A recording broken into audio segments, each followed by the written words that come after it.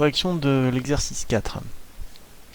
Alors dans cet exo, voilà ce que ça raconte. On a une cible ici qui est de rayon 1 mètre, et puis x est la variable aléatoire qui donne la distance en mètres de l'impact au centre de la cible. Donc x, par exemple, là, ce x renvoierait t. Si vous tirez au bord de la cible, x renvoie 1.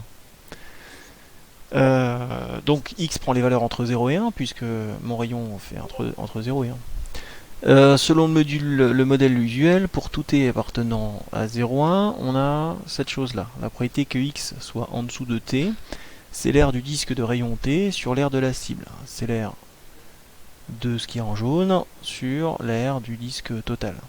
Finalement, c'est les cas possibles les cas qui réalisent l'événement sur l'ensemble des cas possibles.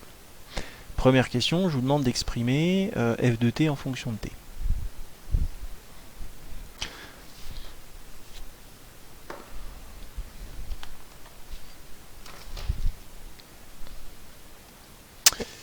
Ok, première question.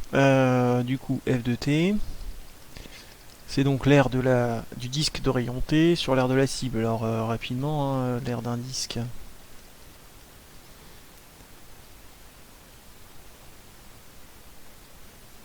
De rayon R. Vous savez que c'est pi r carré. Donc ça, évidemment, à connaître. Du coup, pi, le rayon c'est t, sur l'aire de la cible, pi, le rayon c'est 1. Les pi se simplifient, et du coup, on obtient f de t, qui est t carré. Ok pour ça. Deuxième question. On vous dit petit f c'est la densité de cette loi.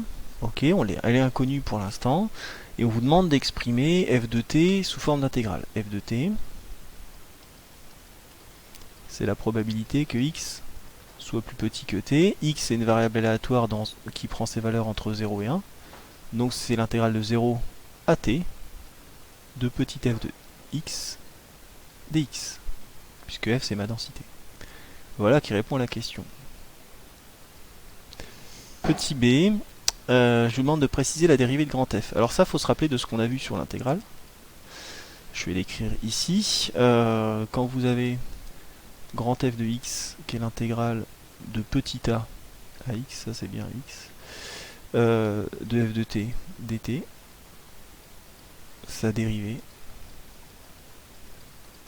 c'est petit f de x. Alors pareil, c'est du rappel.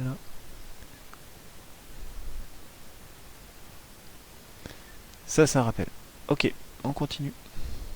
Du coup, la dérivée de grand F, c'est petit f de t.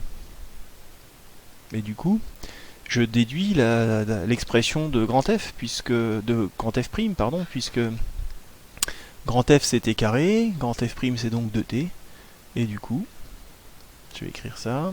Or, grand F de t c'est t carré. Du coup, petit f de t, qui est f' de t, ça c'est un grand F, c'est 2t. Donc j'ai trouvé comme ça la densité.